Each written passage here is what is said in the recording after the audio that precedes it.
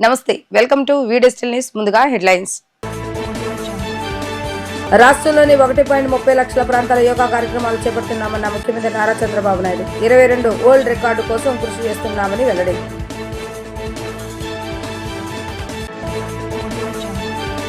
ప్రజలకు ప్రగతి నివేదిక సమర్పించిన ఉప ముఖ్యమంత్రి పవన్ కళ్యాణ్ వచ్చే 4 ఏళ్లలో రెట్టింపు చేస్తామని హామీ.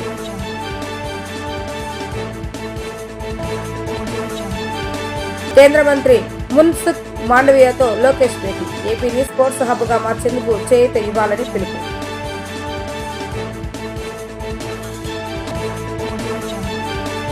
యోగా మన జీవితంలో భాగం కావాలని సీఎం చంద్రబాబు నాయుడు అన్నారు. రామకృష్ణాపురం బీచ్ నుంచి భోగాపురం వరకు కార్యక్రమాలు ఉంటాయని వివరించారు. భారత్లో యోగా వారసత్వంగా వచ్చిందని తెలిపారు. యోగా ఫర్ వన్ హెల్త్ నినాదంతో ఈ ఏడాది కార్యక్రమం చేపట్టామని ఆయన స్పష్టం చేశారు. యోగాంధ్రపై ఏర్పాటు చేసిన మీడియా సమావేశంలో ముఖ్యమంత్రి నారా చంద్రబాబు నాయుడు మాట్లాడుతూ యోగా దినోత్సవం సందర్భంగా నిర్వహించుకోవాలని, రాష్ట్రమంతా ఆఫ్లైన్ ఆన్లైన్ శిక్షణ నిర్వహణ ఉండాలని తెలిపారు. 9వ తరగతి నుంచి విద్యార్థులు యోగా చేయాలని, భవిష్యత్తులో ఆఫ్లైన్ ఆన్లైన్ శిక్షణ కోర్సులు నిర్వహిస్తున్నామని ఆయన స్పష్టం చేశారు. గత నెల 21 నుంచి ఈ నెల 21వ తేదీ వరకు కార్యక్రమాలు చేస్తున్నామని తెలిపారు. యోగాలో 2 కోట్ల మంది రిజిస్ట్రేషన్ జరగాలన్నదే లక్ష్యమని, లక్ష్యానికి మించి 2.39 లక్షల మంది రిజిస్ట్రేషన్ చేసుకున్నారని వెల్లడించారు. ఎల్లుండి రాష్ట్రంలో 1.30 లక్షల ప్రాంతాల్లో యోగా నిర్వహణ ఉంటుంది. దేశమంతా దాదాపు 7 లక్షల ప్రాంతాల్లో యోగా కార్యక్రమాలు చేస్తారని అన్నారు. ప్రపంచమంతా 8 లక్షల ప్రాంతాల్లో యోగా డేలో పాల్గొంటారని ఆయన స్పష్టం చేశారు. రేపు యోగా డేని సెలబ్రేట్ చేయడమే కాకుండా రాష్ట్రం మొత్తం దీన్ని కంటిన్యూగా ఆఫ్లైన్ ఆన్లైన్ ట్రైనింగ్ ఇచ్చి, తద్వారా ఆంధ్రాలో యోగా అనేది మన జీవితంలో ఒక భాగం కావాలనేది నా ఆలోచన. అది కాలేజెస్ కావచ్చు, లేకపోతే స్కూల్స్ కావచ్చు.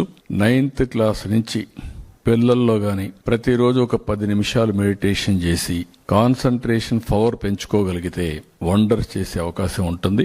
అదే మరి ప్రశాంతంగా కూడా ఉంటాయి. దీన్ని ఏ విధంగా తీసుకుపోవాలనో ఇవన్నీ అనుభవాలు చూసిన తర్వాత భవిష్యత్తులో ఆఫ్లైన్ ఆన్లైన్ ట్రైనింగ్ కూడా ఇస్తాం.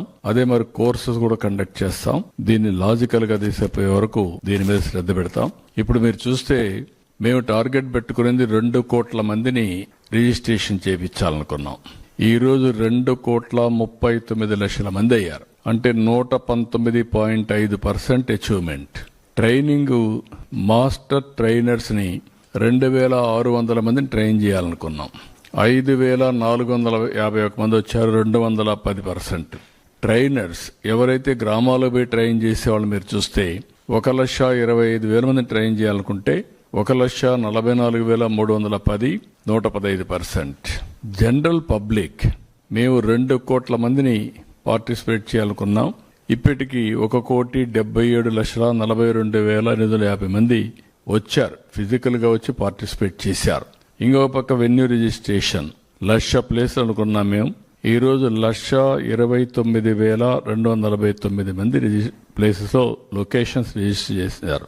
అంటే 129%. అంటే దగ్గర 1,30,000 ప్లేసెస్ లో ఆంధ్రప్రదేశ్ లో ఎల్లుండి డెమాన్స్ట్రేట్ చేయబోతున్నారు.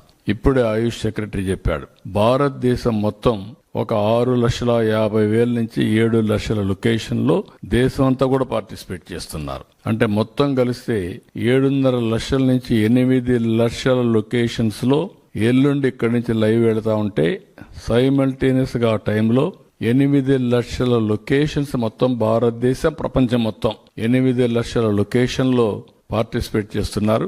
ఇది నెవర్ ఇన్ ది హిస్టరీ. మళ్ళీ ఇది బ్రేక్ కావాలంటే ఇలాంటి ఈవెంట్ ఇంకొక పెద్ద ఎత్తున చేస్తే తప్ప బ్రేక్ చేసే అవకాశం ఉండదు. రేపు ఉద్యమ స్పిరిట్ లో తీసుకుంటే అది కూడా 10 లక్షలు చేసేదని కూడా అవకాశం వస్తుంది. ఏడాదిలో పంచాయతీరాజ్ గ్రామీణ అభివృద్ధి శాఖ ద్వారా చేపట్టిన అభివృద్ధి పనుల వివరాలను ఉప ముఖ్యమంత్రి పవన్ కళ్యాణ్ నివేదికలో వెల్లడించారు. 1,312 కిలోమీటర్ల మేర 449 బీటీ రోడ్లు, 649 కోట్ల నిధులతో అభివృద్ధి పనులు చేపట్టామని తెలిపారు. కేంద్ర గ్రామీణ అభివృద్ధి శాఖ ద్వారా వివిధ పనులకు 589 కోట్ల రూపాయలు కేటాయించారని, గిరిజన ప్రాంతాలకు రోడ్ల నిర్మాణంతో పాటు రాష్ట్ర వ్యాప్తంగా పంచాయతీ రాజ్ రోడ్లకు మరమ్మతులు చేపట్టడం, ఉపాధి నిధులతో 4,000 కిలోమీటర్ల సిమెంట్ రోడ్ల నిర్మాణం, గ్రామాలను కలిపేలా 276 కిలోమీటర్ల బీటీ రోడ్ల నిర్మాణం, 78,000 నీటి కుంటలు, 22,500 గోకులాల షెడ్ల నిర్మాణం, 15,000 పశువుల నీటి తొట్ల నిర్మాణం చేపట్టారు. 1877 నివాస ప్రాంతాలకు తొలిసారిగా రహదారి సౌకర్యం కల్పించారు. 1137 గిరిజన గ్రామాలకు రహదారుల సమస్యను పరిష్కరించారు. వారికి డోలీ వేతలు చెరిపివేసి అభివృద్ధిని చేరువ చేస్తూ విద్యా, వైద్య, ఉపాధి సౌకర్యాలు పొందే అవకాశం కల్పించారు. కేంద్ర యువజన వ్యవహారాలు, క్రీడలు, కార్మిక, ఉపాధి శాఖల మంత్రి మాండవీయతో మంత్రి నారా లోకేష్ భేటీ అయ్యారు. అమరావతిలో స్పోర్ట్స్ సిటీ నిర్మాణానికి సహకరించాలని మాండవీయను లోకేష్ కోరారు. ఏపీని స్పోర్ట్స్ హబ్ గా మార్చేందుకు చేయూత ఇవ్వాలని విజ్ఞప్తి చేశారు. మరోవైపు అమరావతిలో రాజధాని నిర్మాణ పనులు శరవేగంగా సాగుతున్నాయని తెలిపారు. క్రీడల అభివృద్ధికి ఏపీ ప్రభుత్వం ప్రాధాన్యత ఇస్తుందని లోకేష్ మాండవీయకు వివరించారు. ప్రపంచ స్థాయి శిక్షణ సౌకర్యాల కల్పన స్పోర్ట్స్ సిటీ ప్రధాన లక్ష్యమని చెప్పారు. జాతీయ, అంతర్జాతీయ వేదికలపై వివిధ క్రీడల్లో అథ్లెటిక్కు మద్దతు లక్ష్యమని పేర్కొన్నారు. రాష్ట్రంలోని పాఠశాలలు క్రీడల అభివృద్ధికి చేయూత అందజేయాలని కోరారు. ఈ మేరకు క్రీడా మౌలిక సదుపాయాల కల్పనలో భాగంగా 39 ప్రాజెక్టులకు సంబంధించి 341.57 కోట్లతో ఏపీ ప్రతిపాదనలకు ఆమోదం తెలపాలని కేంద్ర మంత్రికి లోకేష్ విజ్ఞప్తి చేశారు. తిరుపతిలో sports authority of India regional centre ఏర్పాటు చేయాలని మన్సుఖ్ మాండవీయను లోకేష్ కోరారు. అథ్లెటిక్ రేసింగ్ స్టేట్ లెవెల్ సెంటర్ను అక్కడ నెలకొల్పాలని తెలిపారు. రాష్ట్రంలోని 26 జిల్లాల్లో జిల్లా స్థాయి ఖేలో ఇండియా సెంటర్ల ఏర్పాటుతో పాటు ఏపీలో ఈఎస్ఐ హాస్పిటల్ అభివృద్ధికి సహకరించాలని విజ్ఞప్తి చేశారు. ఈ నేపథ్యంలో వీటిపై స్పందించిన మాండవీయ ఆంధ్రప్రదేశ్ను స్పోర్ట్స్ హబ్గా మార్చేందుకు సహకరిస్తామని లోకేష్కు హామీ ఇచ్చారు. ఈఎస్ఐ హాస్పిటల్ సేవలను మరింత విస్తృతపరుస్తామని ఆయన చెప్పారు. అనంతరం లోకేష్ యువకుల పాదయాత్రపై రూపొందించిన పుస్తకాన్ని మాండవీయకు అందజేశారు. 2 నెలల పాటు పర్యటనలో వివాదాస్పద ప్లకార్డులు ప్రదర్శించడాన్ని వైఎస్ఆర్సీపీ అధినేత జగన్మోహన్ రెడ్డి సమర్థించారు. పుష్ప సినిమాలో డైలాగు పెట్టినా తప్పేనా అంటూ ఆయన కార్యకర్తలను వెనకేసుకొచ్చారు. తాడేపల్లిలో వైసీపీ అధినేత జగన్ మీడియాతో మాట్లాడుతూ చంద్రబాబు నాయుడు ప్రభుత్వంపై పలు ఆరోపణలు చేశారు. గంగానమ్మ జాతరలో మాదిరిగా రప్పా రప్పా నరుగుతామని ఓ కార్యకర్త చెప్పడం, సినిమా డైలాగుని కార్యకర్తలు సినిమా డైలాగులు ప్లకార్డుల రూపంలో ప్రదర్శించినా తప్పేనా అంటూ జగన్ ప్రశ్నించారు.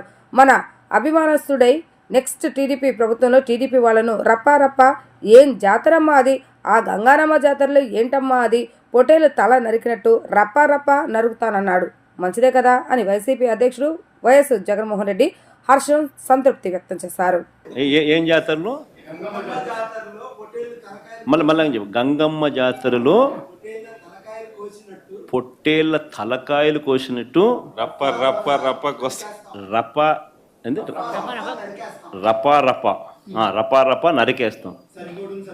అది ఒక పోస్టరా? అదే సినిమా డైలాగ్ అనుకుంటా స్వామి. యా cinema dialogue? Pushpa 2 sir. Pushpa cinema dialogue అది.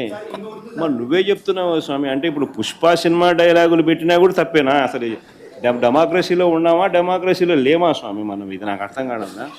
అంటే పుష్ప సినిమా డైలాగులు పెట్టినా తప్పే, పుష్ప ఫోటోలు పెట్టినా తప్పే, గడ్డ మిట్టనే తప్పే, గడ్డ మిట్టనే తప్పే. ఏంది స్వామి ఇది? ఏ ప్రపంచంలో ఉన్నాము? ఇదంతా డెమోక్రసీలో ఉన్నామా, డెమోక్రసీలో లేమా? సార్ ఆ పోస్టర్ పట్టుకున్న అతను కూడా టీడీపీ కుర్రాడు సార్. అంతకుముందు టీడీపీ నాయకుడితో కలిసి దిగిన ఫోటోలు కూడా బయటకు వచ్చాయి. అతను టీడీపీ కార్యకర్త, టీడీపీ సంబంధించిన మెంబర్షిప్ కార్డు కూడా ఉంది అతని. కానీ అతను మీ పార్టీ సంబంధించిన వ్యక్తిగా ఆ మనిషికి టీడీపీతో ఇంత ముందు గతంలో తిరిగిన ఫోటోలు కూడా ఉన్నాయా? మెంబర్షిప్ కూడా ఉంది సార్. మెంబర్షిప్ కూడా ఉంది సార్. ఆ టీడీపీ సభ్యుడు కూడా మెంబర్షిప్ కూడా ఉన్నాడా? అంటే దాని అర్థం వీళ్ళే పెట్టించినారా? పెదకూరపాడు నియోజకవర్గం సార్. ఓ టీడీపీ సభ్యత్వం కూడా ఉందా మరి? మన ఇది బాగా చూడండి అబ్బా. అయితే సభ్యత్వం కూడా ఉందంట. మళ్ళీ ఏదైతేనేం లే పాపం, లే పాపం. మనం అయినా కానీ ఏదో మారినాడు అనుకుందాంలే, సంతోషపడదాం. టీడీపీ సింపతైజర్ కూడా చంద్రబాబు నాయుడు మీద కోపంతో మారినాడు అని చెప్పి సంతోషపడదాం. మారి టీడీపీని రపా రపా కోసేస్తానని కూడా అంటున్నాడని కూడా సంతోషపడదాం. నిజంగానే బాధ ఉంటుందేమో కదా వాళ్ళకు కూడా. అన్ని పథకాలు ఎగరగొడతా ఉన్నాడు, అన్ని అబద్ధాలు అయిపోయినాయి, ఫీజు రీయింబర్స్మెంట్ లేవు, ఆరోగ్యశ్రీ లేదు, రైతులకు పెట్టుబడి సహాయం రావడం లేదు, పెట్టుబడి గిట్టుబాటు ధరలు రావడం లేదు, మరో పక్క అబద్ధాలు మోసాలతో సూపర్ 6లు లేవు, సూపర్ 7లు లేవు. మరి ఆయన బతుకులు చిన్నాభిన్నం అయిపోయిన పరిస్థితుల్లో ఆయనలో మార్పు వచ్చిందేమో. వచ్చి ఆయన కూడా టీడీపీ యాక్టివ్ మెంబర్ అయినా కూడా వైసీపీలోకి తాను చేరి టీడీపీ వాళ్ళ ఫోటోను, టీడీపీ వాళ్ళ మీద ఆయన ఆక్రోశం చూపిస్తూ ఏమన్నాడు? ఏ జాతరలో? గంగమ్మ జాతరలో పొట్టేళ్ళు తలలు నరికినట్టు రపా అని నరుకుతానని చెప్పి ఆయన అంటానంటే దాని అర్థమైంది. మరి చంద్రబాబు నాయుడు అనే వ్యక్తి ఇంత మోసం చేస్తూ ఉన్నాడు కాబట్టి ప్రజలు అంత కోపాన్ని చూపిస్తూ ఉన్నారు. అందులో వాళ్ళ కార్యకర్తనే వాళ్ళ నుంచి మారి వైసీపీలోకి వైసీపీ కార్యక్రమంలో పాలు పంచుకొని మన అభిమానస్తుడై నెక్స్ట్ టీడీపీ ప్రభుత్వంలో టీడీపీ వాళ్ళను రపా ఏం జాతరలోది గంగమ్మ జాతరలో ఏం పొట్టేలు తల నరికినట్ట రపా నరుకుతాను. మంచిది కదా. గత ప్రభుత్వ హయాంలో జరిగిన అరాచకాలపై చర్యలు తీసుకుంటామని సీఎం చంద్రబాబు నాయుడు అన్నారు. భవిష్యత్తును తీర్చిదిద్దే నాయకుడి గురించి ప్రజలు ఆలోచించాలని సూచించారు. అలానే పల్నాడు జిల్లాలో జగన్ పర్యటన అనుమతులను ఉల్లంఘించారని, ఇరుకు సందుల్లో సమావేశాలు నిర్వహించారని అన్నారు. సచివాలయంలో ఏర్పాటు చేసిన విలేకరుల సమావేశంలో ముఖ్యమంత్రి నారా చంద్రబాబు నాయుడు మాట్లాడుతూ హింసను ప్రోత్సహించి పోలీసులపై నిందలు మోపారని, రాష్ట్రంలో ఎక్కడైనా ఇలాంటి పొగళ్లు చూస్తారంటూ ఆయన ప్రశ్నించారు. వైఎస్ఆర్సీపీ నేతలు చంపుతామంటూ ప్లకార్డుల ప్రదర్శనతో ఆనందిస్తున్నారని, సమాజంలో ఇలాంటి పోకళ్లు చాలా ప్రమాదకరమని ఆయన ఆగ్రహం వ్యక్తం చేశారు. గంజాయి బెట్టింగ్ బ్యాచ్లు రౌడీలకు విగ్రహాలు పెడుతున్నారని మండిపడ్డారు. జగన్ ఇష్టానుసారంగా వ్యవహరిస్తున్నారని, తాను చేసింది చట్టం అంటే ఎలా కుదురుతుందంటూ ఆయన ప్రశ్నించారు. మీరు మారాలి, లేకపోతే ప్రజలు మార్చాలని అన్నారు. తప్పుడు పనులతో రాష్ట్రాన్ని అతలాకుతలం చేస్తామంటే సరికాదని అన్నారు. రాజకీయం చేస్తే వదిలిపెట్టను, తాట తీస్తానని సీఎం చంద్రబాబు నాయుడు హెచ్చరించారు. ప్రజలు అడిగితే సమాధానం చెప్పడం సిద్ధంగా ఉన్నాం. వైఎస్ఆర్ కాంగ్రెస్ అడిగితే మనం తాట తీస్తా. Be clear, no question. నీకేం సంబంధం ఇక్కడ? రాజకీయం చేస్తే వదిలిపెట్టను. అదే ప్రజలు అడిగితే నేను సమాధానం చెప్తా, కన్విన్స్ చేస్తా, అన్యాయం జరిగితే కరెక్ట్ చేస్తా. అది ప్రజలకు, వీళ్ళకి కాదు. సరే, ఈ రౌడీ బ్యాచ్లు, గంజాయి బ్యాచ్లకి, బెట్టింగ్ బ్యాచ్లకి పరామర్శలు చేస్తూ లా అండ్ ఆర్డర్ వైలేషన్ అవుతుంది సార్. పూర్తిగా ప్రాణాలు పోతున్న పరిస్థితి ఉంది. ప్రాణాలు పోవడమే కాదు, ఇంకా భయంకరమైన పరిస్థితులు వస్తాయి. ఇలాంటి వాళ్ళు కానీ రోడ్డు మీదకి వస్తే ఇంకా భయంకరమైన పరిస్థితులు, ప్రమాదకరమైన పరిస్థితులు వస్తాయి. ప్రజలందరూ ఆలోచించుకోవాలి. నిన్న నిన్న 1 year ముందు చనిపోయాడు. 1 year ముందు చనిపోయిన వాడిని పరామర్శించాలని ఎవరి ప్రభుత్వం? నువ్వే కేటగిరీ గవర్నమెంట్. అప్పుడు రిజల్ట్స్ వచ్చాయి. నేను ప్రమాణ స్వీకారం చేసి 12వ తారీఖున, నా గవర్నమెంట్ ఫామ్ చేసి 12వ తారీఖు తర్వాత. ఎప్పుడు చనిపోయాడు? నువ్వు ఉన్నప్పుడే. అంటే కనీసం అలాంటిది 1 year తర్వాత పోయి నువ్వు దాన్ని ఒక ఇష్యూ చేయాలంటే నీ వెహికల్స్ కొట్టి ఒకడు చనిపోతే పరామర్శించరా మీరు? ఒకరు ఫస్ట్, ఇంకొకరు నెక్స్ట్. కనీసం పరామర్శించరా? చూడరా వాళ్ళని? మనిషి ప్రాణానికి విలువ లేదా? బెట్టింగ్ ప్రాణానికి ఉన్నటువంటి విలువ మీరు చంపిన వాళ్ళకి లేదా?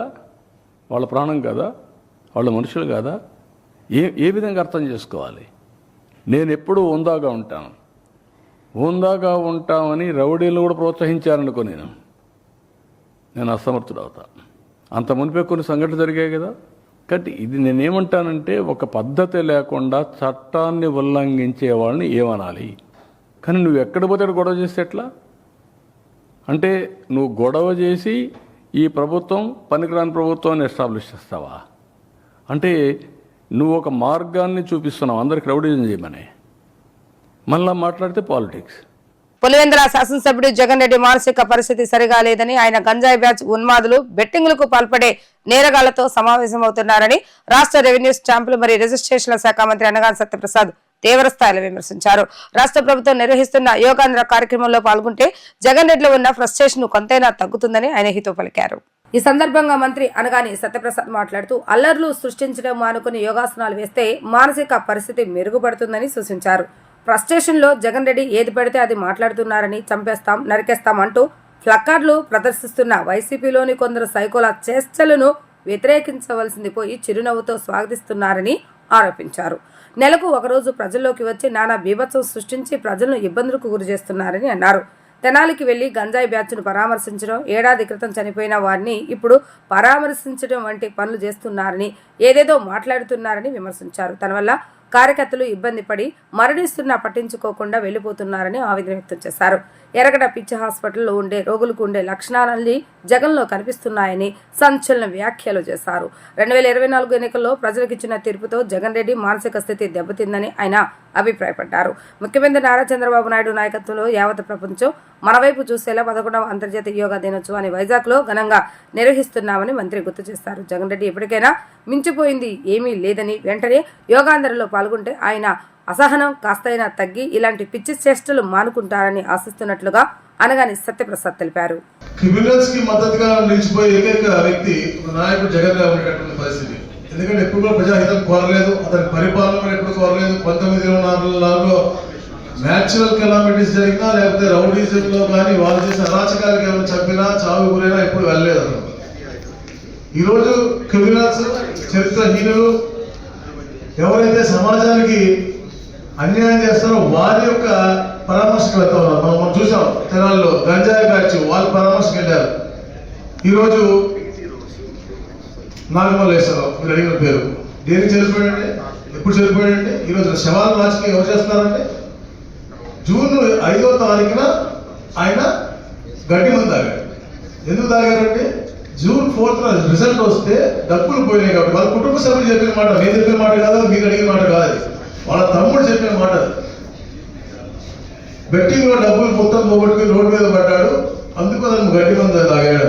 దాని తర్వాత చికిత్స నిమిత్తం పెట్టి జూన్ 9న చనిపోయాడు. ఇది పోయిన సంవత్సరం జూన్ 9, ఈ సంవత్సరం కాదు. పోయి అంటే అప్పుడు మా ప్రభుత్వం ఇంకా ఏర్పాటు కాలేదు. 12వ తారీఖు మేము బ్రహ్మ స్వీకారం చేశాం, మేము ముగ్గురు కూడా గౌరవ ముఖ్యమంత్రి గారితో పాటు. అంటే మా ప్రభుత్వం రాకముందు చనిపోయిన మనిషికి ఈ రోజు మీరు చనిపోయిన కారణం కూడా ఏదో ప్రజాహితం కోసమో యుద్ధం కోసమో పోయి చనిపోయిన మనిషి కాదు. అతను స్వార్థంతో 5 సంవత్సరాల వాళ్ళ పరిపాలనలో అరాచకాలు చేసి ఆ గ్రామంలో భయభ్రాంతం చేసినటువంటి వ్యక్తి. అతనికి సంవత్సరం తర్వాత ఏదో ఒక వంకల్లో విగ్రహం పెట్టి దాన్ని తీసుకెళ్లి ఈరోజు కూడా అరాచకాలు. పేద మనిషి అంటే 10 కార్లకు పర్మిషన్ ఇచ్చాం మేము. వాళ్ళ మాజీ ముఖ్యమంత్రి గారు చంద్రబాబు నాయుడు గారు నేను కూడా ఉన్న రోజు మమ్మల్ని విశాఖపట్నం ఎయిర్పోర్ట్ నుంచి బయటకు రానిలేదు. వచ్చి కూర్చుని అడ్డుగా కూర్చుని రాళ్ళేశారు, చెప్పులు వేశారు నా మీద. మేము అలా ఎవరు ఆపలేదు. ప్రజాహితం కోరేమని చేసుకుంటే పర్లేదు, కానీ ఇట్లా అన్యాయంగా దేశానికి ఇచ్చేసారు. చెప్పా కదా, ఎలక్ట్రికల్ తీసుకొచ్చి ఎంత తోమినా కూడా అది మా నల్లగా తెల్లగా అవ్వదు. అట్లా ఇతను ఎంత చెప్పినా కూడా ఇతను మారడు. ఇలాంటి వ్యతిరేకుల్ని మనం చూసాం. ఆ రోజు అతనే హెలికాప్టర్ మీద రాయేసుకుని క్రాక్ ఇచ్చి ఒక సీన్ చేశాడు. పొదల్లో నీవు 5 సంవత్సరాలు ఒక్కసారి మార్కెట్ ద్వారా నువ్వు కొన్నావు తప్ప ఎప్పుడు కూడా టొబాకో కొనలేదు.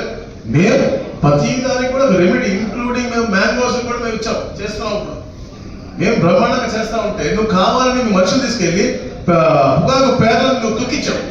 ఎప్పుడు కూడా ఎవరికి అన్యాయం చేయరు. రైతు అనేవాడు సుభిక్షంగా ఉండాలనేది ఎప్పుడు మనం కోరుతూ ఉంటాం. అక్కడ కూడా చేశారు. అంటే ఇట్లాంటి కుట్ర కోణాలతో కేవలం ఎవరైతే ఉగ్రవాదం ఉంటుందో, మన తీవ్రవాదంగా ఉంటారు, లష్కర్ తోబా అయితే ఉంటాయి, ఆ టైంలో ఒక ఉగ్రవాదం ఇక్కడ తీవ్రవాదాన్ని తీసుకొస్తున్నాడు తప్ప ఉన్మాత్రం ఉంది తప్ప ఆ సైకో అనే పేరు పర్ఫెక్ట్ గా సెట్ అయింది. సైకో ఉగ్రవాదం అనేది ఆయన పార్టీకి సరిపోయింది. ఈ రోజు అతని ర్యాలీలో కూడా సింగయ్య అనే ఒక ఎస్సీ మనిషి ఇతని కోసం వచ్చాడు. సరే మేమే మా పార్టీ చెప్పాడు, ఇతని కోసం వచ్చాడు, పూలు చదువుతున్నాడు. వీళ్ళ కాలం గుర్తిరిపోయింది, చనిపోయాడు అతను. ఇప్పుడే చనిపోయాడు అతను ఆసుపత్రిలో. వాళ్ళ మనుషులు ఎవరు వెళ్ళి పరామర్శించి అక్కడ వెళ్ళి ఆగలేదు.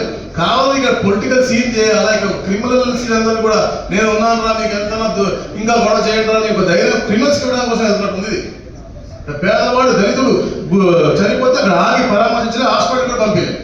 అలాంటి కార్యక్రమం జరుగుతారు. డెఫినెట్ గా మేము ఊరుకోబోము. ఏదైతే ప్రజలకు ఇబ్బందిగా కలుగుతా ఉందో, రైతులకు ఇబ్బంది కలుగుతా ఉందో, సామాజిక ఇబ్బంది కలుగుతా ఉందో అలాంటి వాళ్ళు ఇలా క్రిమినల్ శానిటైజర్ వెతికొస్తా అంటే మేము ఒప్పుకోము. తప్పకుండా దీన్ని మేము క్రమబద్ధీకరిస్తాం. మేమేమి మళ్ళా చెప్తాం తాళ్ళు కట్టడం ఆపం, కానీ ఏదైతే రూల్స్ ఉంటుందో ఆ రూల్స్ ప్రకారం వెళ్ళాలి, చేసుకుని రావాలి ప్రోగ్రామ్. ప్రోగ్రామ్స్ వ్యతిరేకం కాదు. తెలుగు రాష్ట్రాల మధ్య మరలా ఉద్రిక్తతకు దారితీసే పరిస్థితులు వస్తున్నాయని సిపిఐ రాష్ట్ర కార్యదర్శి రామకృష్ణ అన్నారు. గోదావరి బనకచర్ల ప్రాజెక్టును అడ్డుకోవాలని తెలంగాణలోని పార్టీలన్నీ ఒక తాటిపైకి వచ్చి పోరాటం చేసేందుకు సిద్ధమవుతున్నారని, కానీ మన రాష్ట్రంలో మాత్రం అఖిలపక్ష పార్టీలను పిలవకపోవడం విడ్డూరంగా ఉందని అన్నారు. ఈ ప్రాజెక్టు విషయాలను బయటకు చెప్పడానికి ప్రభుత్వం ఎందుకు వెనకాడుతుందని అన్నారు. విజయవాడ దాసరి భవన్లో మీడియాలో మాట్లాడిన ఆయన కార్పొరేట్ విద్యా సంస్థలు బుక్స్ యూనిఫామ్ పేరుతో విద్యార్థుల యొక్క తల్లిదండ్రులు దోచుకుంటున్న ప్రభుత్వం పట్టించుకోవటం లేదని దుర్మార్గమని అన్నారు. ఏఎస్ఎఫ్ యువకులపై పోలీసులు వ్యవహరించిన తీరును ఖండిస్తున్నామని అన్నారు. ఇండియా పాక్ మధ్య యుద్ధాన్ని తానే ఆపానని ట్రంప్ పదే పదే చెప్తున్నా మన ప్రధాని ఎందుకు స్పందించడం లేదని అన్నారు. కిషన్ రెడ్డి, బండి సంజయ్, తర్వాత బీఆర్ఎస్ నాయకులు హరీష్ రావు అందరూ కూడా అసలు లేమ్యాన్ అంటే ఏమీ తెలియదు వీళ్ళకి. నీళ్లు గురించి, నదుల గురించి, ప్రాజెక్టుల గురించి తెలియని వాళ్ళు మాట్లాడుతూ అంటారే, అట్లా మాట్లాడుతున్నారు. అరే మామూలు సాధారణ మనిషిని అడిగినా తెలుస్తుంది. ఇవాళ గోదావరి నది నుంచి ప్రతి సంవత్సరం కూడా వందల వేల టీఎంసీల వాటరు సముద్రంలోకి పోతూ ఉంది. అది దాదాపు 3000 టీఎంసీల వాటరు సముద్రంలోకి పోతూ ఉందని చెప్పి అందరం కూడా అంచనాకు వచ్చారు.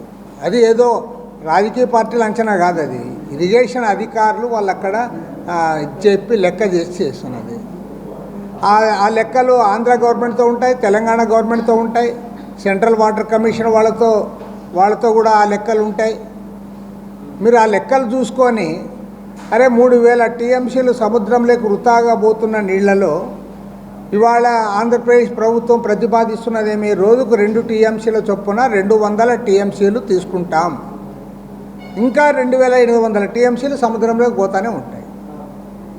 మీరు దాని గురించి మాట్లాడకుండా అరే ఆ చర్చలు చేసి ఆంధ్ర గవర్నమెంట్ మాట్లాడచ్చు, తెలంగాణ లేదంటే సెంట్రల్ వాటర్ కమిషన్ వాళ్ళ దగ్గర కూర్చొని మాట్లాడచ్చు, ఏం తప్పే లేదు. అన్ని విషయాలు తెలిసి ఉండి కూడా ఏమీ తెలియని ఒక లేమ్యాన్ మాట్లాడినట్లు మేము ప్రాజెక్టును అడ్డుకుంటామని చెప్పి వాళ్ళు చెప్తారు. దీనికి అనుమతించకూడదు, దీన్ని అడ్డుకుంటామని వారు చెప్తారు. వారికి పూర్తి భిన్నంగా వయసు వరుస మన దగ్గర ఉండేవాళ్ళు. వాళ్ళేమో అన్ని పార్టీలు రాండి, అందరు రాండి, నిపుణులు రాండి, అందరు కలిసి మాట్లాడుకొని మనం అందరం కలిసి తెలంగాణ తరఫున ఇది చేసుకోవాలి అని వాళ్ళు చేస్తూ ఉంటే మన దగ్గరేమో దానికి పూర్తి వయసు వరుస. గతంలో జగన్మోహన్ రెడ్డి ఉన్నప్పుడేమో జగన్మోహన్ రెడ్డి కేసీఆర్తో మాట్లాడతాడు కానీ ఇక్కడుండే ప్రతిపక్షాలతో మాట్లాడేవాడు కాదు. ఆయన హైదరాబాద్లో పోయి కేసీఆర్తో విందు పొందు చేసుకొని అక్కడ మాట్లాడొస్తాడు తప్ప ఇక్కడ ఎవరితో మాట్లాడలే. పోన్లే చంద్రబాబు నాయుడు సీనియర్ పాలిటీషియన్, మీకేమైంది? మీరైనా సరే ఇవాళ రాష్ట్రంలో దాదాపు 82,000 కోట్ల రూపాయలతో ప్రతిపాదించే ప్రాజెక్టు అతిపెద్ద ప్రాజెక్ట్ అని మీరే చెప్తా ఉన్నారు. మరి అన్ని ప్రాంతాలకు ఉపయోగపడే ప్రాజెక్ట్ అని చెప్తా ఉన్నావు. అరే మరి ఇంత ప్రముఖమైన విషయాన్ని అన్ని పార్టీలకు వివరించి ఆల్ పార్టీ మీటింగ్ పెట్టి ఇట్లా పలానా ప్రాజెక్ట్ టేకప్ చేయాలనుకున్నామనే విషయం మీరు చెప్పొచ్చు కదా, అందులో తప్పేముంది? అన్ని పార్టీలు కూడా వారు కూడా దానికి వివరాలు ఇస్తే దానిపైన వారు కూడా స్పందిస్తారు కదా. కాబట్టి ఏమంటే ఇది సరైంది కాదు. ముఖ్యమంత్రి గారి ఏకపక్ష వైఖరిని తీవ్రంగా ఖండిస్తూ ఉన్నారు. ఫస్ట్ చంద్రబాబు నాయుడు గారు ఇవాళ 82,000 కోట్లతో మీరు ప్రతిపాదిస్తే అది కంప్లీట్ అయ్యేలోగా ఖచ్చితంగా 2 లక్షల కోట్ల రూపాయలు అవుతుంది మినిమం. అంటే నువ్వు 2 లక్షల కోట్ల రూపాయల ప్రాజెక్టు కనీసం చెప్పడానికి కూడా ఇష్టం లేదు, ఎవరితో మాట్లాడము, నేనేం చేస్తాను మేమే అంటే అది కరెక్ట్ కాదు.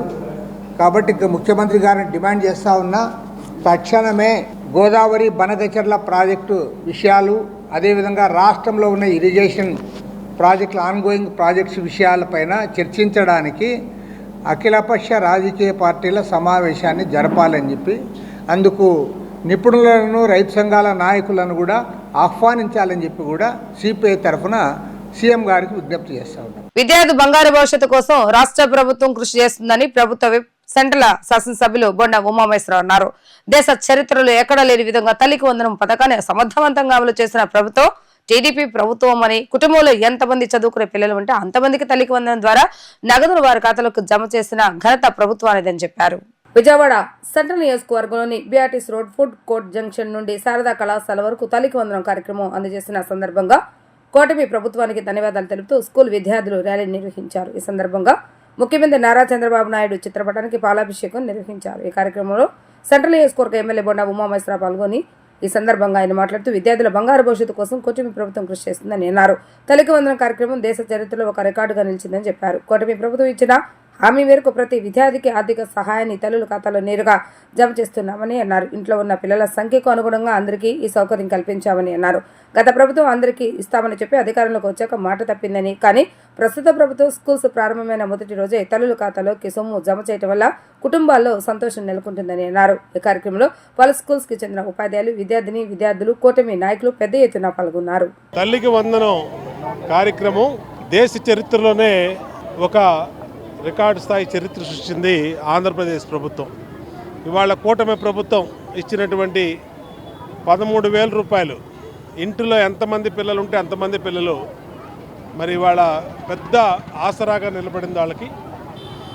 ఇది చరిత్రలో ఎన్నడూ జరగలా, దేశంలో ఎక్కడా కూడా అమలు కానటువంటి పథకం. ఇవాళ నరేంద్ర మోడీ గారు కానీ, ముఖ్యమంత్రి చంద్రబాబు నాయుడు గారు కానీ ఈ రోజున ప్రజలకి ఎంత మేలు చేస్తూ ఉన్నారో అర్థమవుతూ ఉంది. గత ప్రభుత్వం అమ్మఒడి అందరికి ఇస్తామని చెప్పి ఒక్క బిడ్డకే ఇచ్చింది. ఈ ప్రభుత్వం 3 పిల్లలుంటే 3, 4 పిల్లలుంటే 4 అలాగే ఇచ్చి అందరికీ మేలు చేయటం వల్ల ప్రజల్లో బ్రహ్మాండమైనటువంటి సంతోషం అలాగే ఆనందం వ్యక్తం చేస్తూ ఉన్నారు. మా పిల్లలందరికీ చదువుల్లో అండగా నిలబడతాం. భావి భారత పౌరులైనటువంటి పిల్లలు గవర్నమెంట్ స్కూల్లో కానీ ప్రైవేట్ స్కూల్లో కానీ చదువుకునే పిల్లలందరికీ కూడా ఈ ప్రభుత్వం అండగా ఉంటుంది. అన్ని రకాలుగా బాధ్యత తీసుకొని వాళ్ళు భవిష్యత్తులో జీవితంలో సక్సెస్ అయ్యే విధంగా, బ్రహ్మాండంగా సెటిల్ అయ్యే విధంగా అన్ని చర్యలు తీసుకుంటామని తెలియజేస్తాం. రాజకీయాలకు అతీతంగా నిస్వార్థ సేవ చేసే పార్టీ తెలుగుదేశం పార్టీ అని ప్రభుత్వ విప్ సెంట్రల్ శాసనసభ్యులు బొండా ఉమామేశ్వర్ అన్నారు.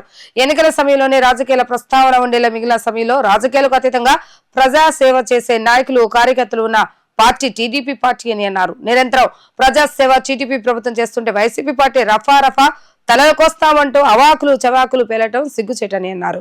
33వ డివిజన్ తెలుగుదేశం పార్టీ ఆధ్వర్యంలో సత్యనారాయణపురంలో వేసవి దాహాతిని తీర్చేందుకు టీడీపీ ప్రభుత్వం ఆధ్వర్యంలో ఏర్పాటు చేసిన మజ్జిగ పంపిణీ కార్యక్రమం 60 రోజులు పూర్తయి ముగింపు దశకు చేరుకున్న సందర్భంగా కార్యక్రమాన్ని నిర్వహించారు.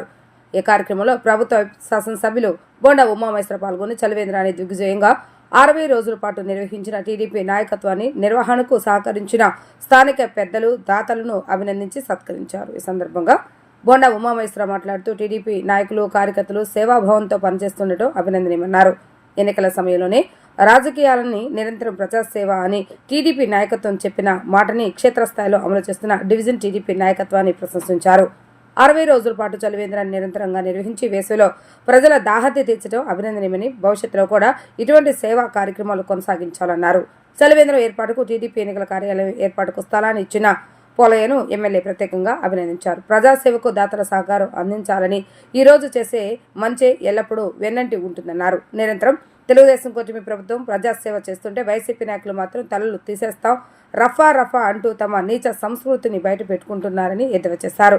అటువంటి అవాకులు చవాకులు పెరిగిన వారిపై ప్రభుత్వం చట్టపరంగా చర్యలు తీసుకుంటుందని, ప్రజలు 11 సీట్లకే పరిమితం చేసిన వైసీపీ పార్టీని రఫా లాడించారని గుర్తు చేసుకోవాలన్నారు. టీడీపీ నాయకులు గార్లపాటి విజయకుమార్ మాట్లాడుతూ తెలుగుదేశం అంటే ప్రజలకు సేవ చేసే పార్టీ అని అన్నారు. గడిచిన 60 రోజులుగా సత్యనారాయణపురం ప్రాంతంలో చలివేంద్రాన్ని సమర్థవంతంగా నిర్వహించేందుకు సహకరించిన దాతలకు ధన్యవాదాలు తెలిపారు.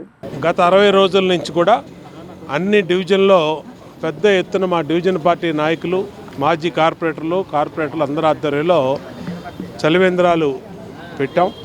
మన్ను టెండర్లో ప్రయాణికుల ప్రజలందరికీ కూడా దాహార్తిని తీర్చాం. మరి ప్రత్యేకంగా కొన్ని డివిజన్లో మజ్జిగ కేంద్రాలు నిరంతరం కూడా నడిపారు.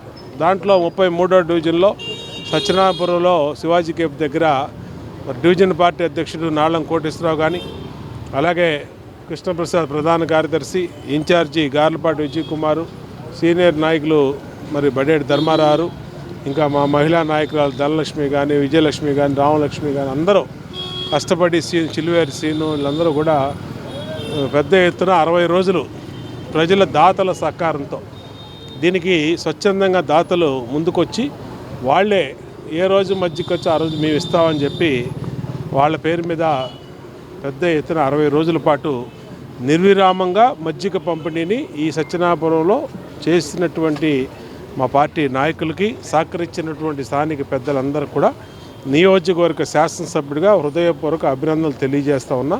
వాళ్ళందరికీ ఇప్పుడే సత్కరించుకొని వాళ్ళందరికీ కూడా కృతజ్ఞతలు తెలియజేశాం. భవిష్యత్తులో కూడా ఇలాగ ప్రజలకి సేవ చేసే దాంట్లో పెద్దలందరూ కూడా ముందుకు రావాలి. వాళ్ళ శక్తి మించి వాళ్ళ శక్తి కొలది అందరూ కూడా ముందుకొచ్చి సహకరించాలని ఈ చలివేంద్రాలు ఈ సంవత్సరం ప్రభుత్వ పరంగా మున్సిపల్ కార్పొరేషన్ నుంచి 21 డివిజన్లో 80 చలివేంద్రాలు పెట్టించాం.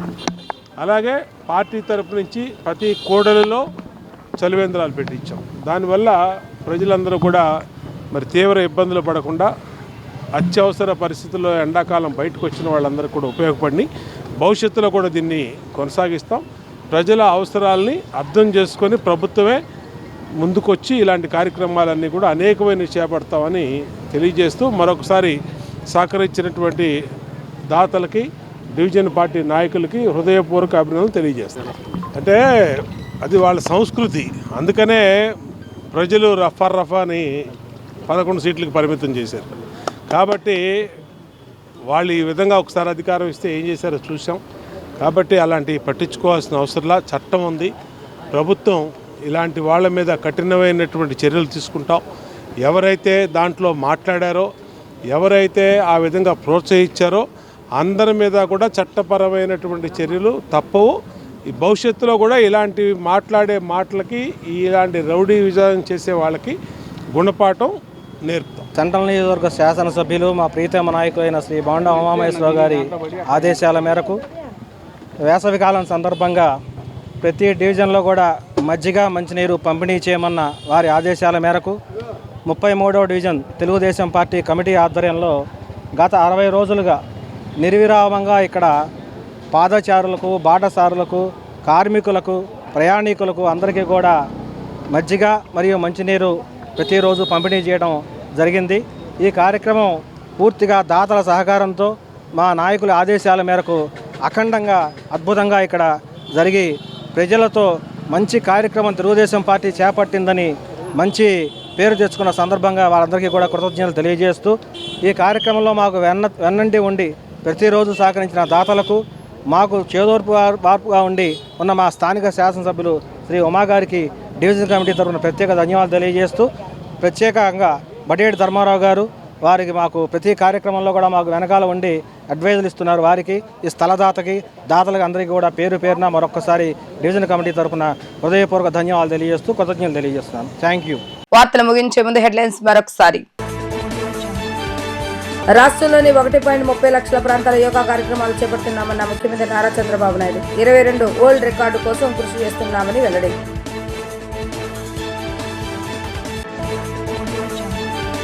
ప్రజలకు ప్రగతి నివేదిక సమర్పించిన ఉప ముఖ్యమంత్రి పవన్ కళ్యాణ్. వచ్చే 4 ఏళ్లలో రెట్టింపు చేస్తామని హామీ.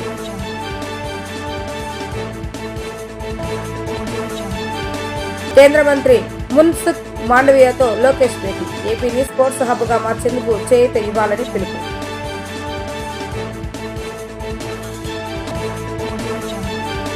ఇవి ఈ రోజు వార్తా విశేషాలు. మరలా తిరిగి ప్రసారం వార్తలు మళ్ళీ కలుద్దాం. అంతవరకు సెలవు. నమస్కారం.